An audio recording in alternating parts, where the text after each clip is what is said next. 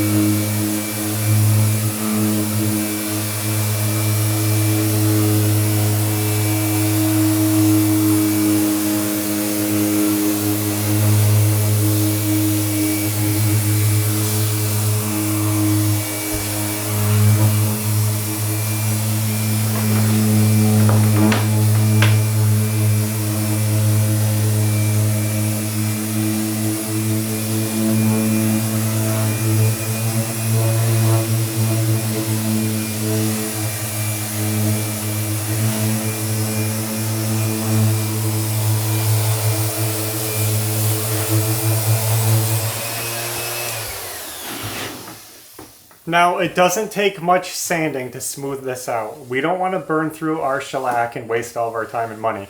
The whole point is to just smooth out the bumps. So I'm hitting it quick with a 320 grit paper. And as you can see, it's just super quick, just to smooth out that surface. No time at all. That's it. Can you not reach the top of the wall? Is that the problem? No, I can't. I'm leaving that for you. And I know this is the scary part in any shellac project, is sanding between coats, because you don't want to ruin all the hard work you did. But if the shellac is on there properly and the wall or the surface is smooth, you shouldn't have a problem. And I'm not worried about it looking hazy. The new coat is going to make it brand new again. So we only have one more wall to do over here around the window. And I just wanted to take you guys along before we got too carried away and show you guys what we were doing. Because I didn't want you to feel like you got left out. Oh, this is smooth. Yeah. You might also notice that I'm using a new sander. I'm trying out this Bosch sander because I'm looking for the perfect sander that I love to use. And so far, I'm actually really impressed with this one. I'm going to keep trying it. I'll let you guys know at the end of this project how it went. But we've done 3 walls so far, and it's nice. I think I'm liking this better than the Festool. We finished sanding all the walls and did the final coat. And honestly, after the final coat, I wasn't super satisfied, so I did another coat. So right now we have 4 coats on the wall, and we went through basically 2 gallons of shellac on this room. That's a lot of shellac on the walls. And I'm happy with it. You can see it's got a sheen, but it's not perfect. For some reason, I'm having a hard time getting the finish I want. It's smooth, but it's a little bit orange peelish. Like, it's got a little bit of dimpliness to it. It's not rough. Honestly, at this point, it could just use a good buffing. If I just have a really fine buffing pad or something and I just polish it up, I'm sure it would look great, and that's where it's gonna stay. But the point is, the walls are finished. Now, I did say I was gonna talk about that Bosch sander, wherever I put it. This little Bosch sander worked wonderfully. I was so happy with it. The dust collection was pretty good. This plastic dust box, it's not the easiest thing to empty, but it did collect a lot of dust. We still had to wipe down the walls, as you saw. It's just the nature of dust. Fine dust is sticky. But I did this entire room, sanding every wall in one go. And by the end, I did have a little bit of buzzing in my fingers, but it wasn't that bad. And I was really happy with the performance of this. I actually was trying out a new 3M sanding disc, and that worked really good. I'm not trying to sell this. I don't care if you guys buy it or not. I'm just telling you that I might have found the sander that I'm finally happy with. I'm just going to show you this. So this dust box, all you do is you twist it and it pops off. And then you actually have to like pry this cap open. It's not hard. It's just, you know, it's got a dust filter in there.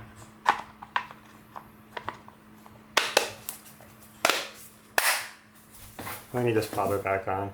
It's just slightly less convenient than the bags, which you just pull off and dump. But whatever, it works. Yeah, I don't know what I did wrong on this last coat. Maybe I was putting it on too thin or moving too fast, being afraid of runs. I wanted it to be a nice finish. But it just has like, you can almost see the spray. Like it's just like textured looking. So, whatever. I don't have any more shellac. I blew through all that shellac, so it doesn't matter. In fact, I'll have to pick up some more so we can do the trim work. But we can wait on that because the next job is going to be the floor.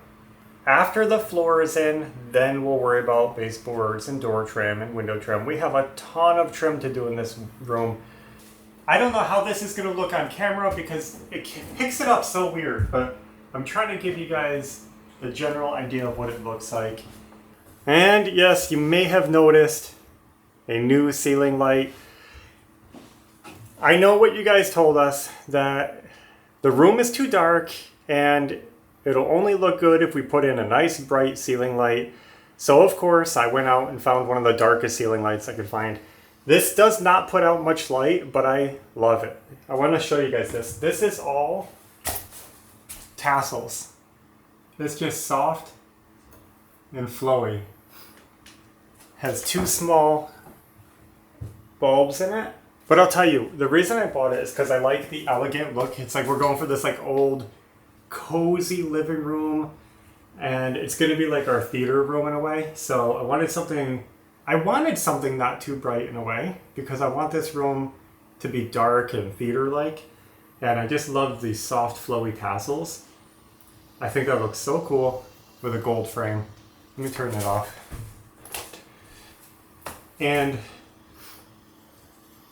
at nighttime, this creates this really awesome starburst, really crisp lines on the ceiling of light shining between the tassels. And it just comes out everywhere like starburst. It looks so cool. And if you have the littlest breeze in here and they just shake and it shimmers, it looks really awesome. I want to show you guys what I mean. It's 3 tiers.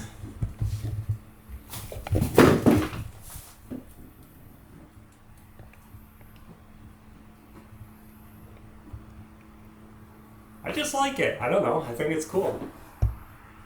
So the living room is looking great, and I think we're done with this step of the project. So I think I'm going to actually try to buff those walls out and change the sheen of the finish. If I can get it to be maybe more of a satin than a gloss, it's pretty glossy right now. It's showing a lot of that texture that I don't want, and I think if I can reduce the sheen, it's going to look better.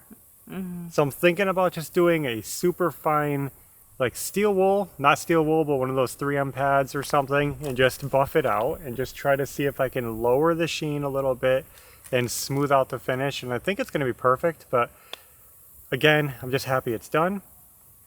Before we go, I wanted to talk about something that I feel like I need to explain.